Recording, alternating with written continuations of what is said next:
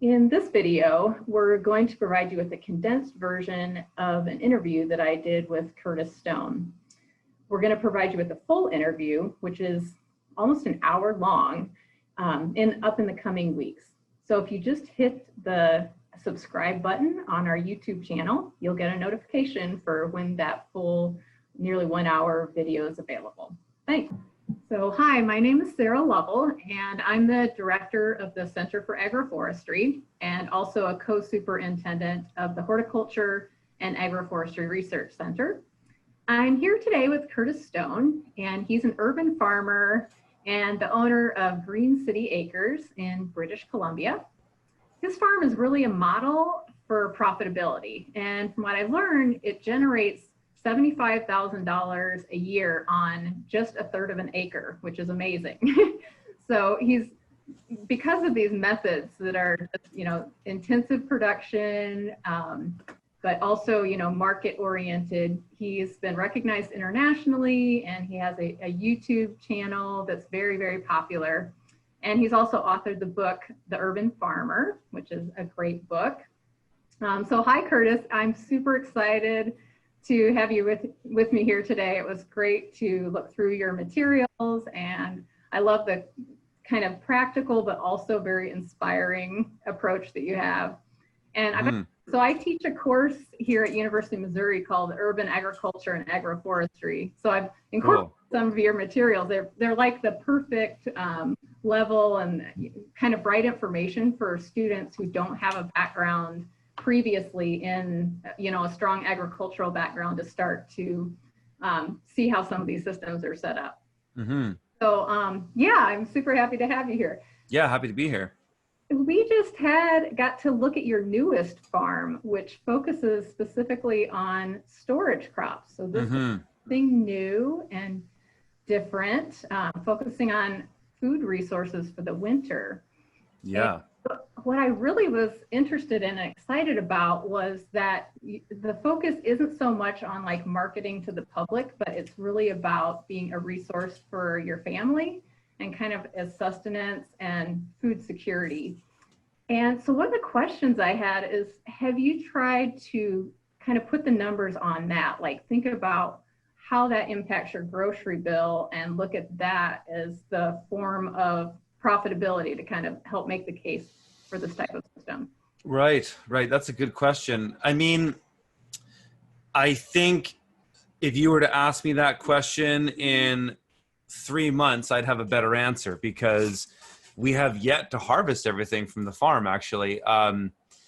Because the farm was based around storage crops to get to the winter, not a lot has come off it so far. I mean, we have harvested probably 500 pounds of tomatoes off there so far, and we've definitely harvested a couple 100 pounds of potatoes, but the significant part of the harvest, which is the rest of the potatoes, the winter squash, all the other veg in there, really hasn't been harvested yet. So it's hard to say.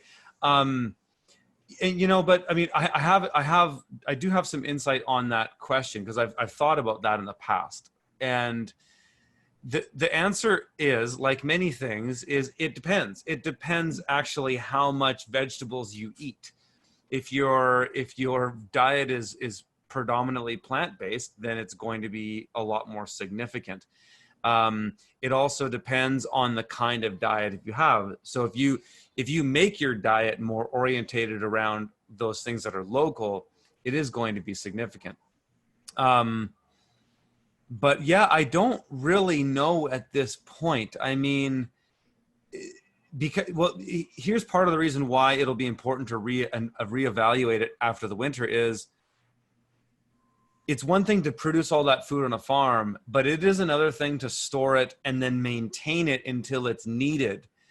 And that's actually a big part of it, because if you screw that up, then you lose your harvest. So I think we'll be able to manage all that, but it hasn't happened quite yet. Like the infrastructure of this farm is so bare bones because it's unlike anything I've ever done. It's not commercially orientated whatsoever. So there's no post-harvest area. There's no storage per se. We're storing produce in a few different places from the shared owners of it. But yeah, it's just so different. So we'll kind of have yet to find a lot of those details out. I think it's cool that we got to see like the very early stages of this. So it's kind of even before all of these things. But Yeah, it seems like it could have a huge impact on what your grocery bill is for. well, it could have a huge impact not only on your grocery bill, but it could on your health, your mental fortitude. I mean, there's so much. People are so removed from the processes with the soil and the earth today that I think if more people got involved in growing, it has the benefits. I mean, of grounding yourself, getting in the dirt, growing that food that's healthy for you, and participating in a community type of exercise like we have with that. There's so many other upsides than just a grocery bill. A grocery bill is, is one thing. It's important. But the other thing too is if there is some kind of food crisis, I mean, I'm sure somebody with your background doesn't need to have a lecture on how fragile the food system is, right? With the food system as centralized and compartmentalized as we have, there's so many weak points. And we're starting to see some of those so now. much. I mean, the pandemic really highlighted that, here in the US, we saw literal disruptions in the food system because, meat packing plants and things like that. So it does make us think more about where food comes from and trying to think about having our own food security within our own communities and within our own homes. Yeah, absolutely. And I mean, what I was really trying to demonstrate with this farm is, look, you can simply just get some people together and start a farm. It doesn't have to be a big thing. I mean, of course, I have a lot of experience. So, of course, I'm able to go in and kind of execute on these things quicker than a lot. But that's why I'm publishing this content, is I want people to see that you can actually do this. It's not that hard. And you might right now look at this and go, okay, well, it saves you X on your food bill. But that is taking under the assumption that there's food on the shelves to be bought. Because if there's no food on the shelves to be bought, but you have a half acre of vegetables, those vegetables are worth a lot more than your typical grocery bill, because either you eat or you don't. And I don't want to sort of put fear out there. That's never something I want to do, but I just want people to be realistic and understand where their food comes from, and perhaps take some responsibility for it. Yeah, I think it's a very valid point for sure. Kind of start to wrap this up. Can you share any specific resources that you think, especially for somebody who's just starting from scratch, but thinking along the lines of just the sustenance kind of? Yeah. Where would they go to get good information? As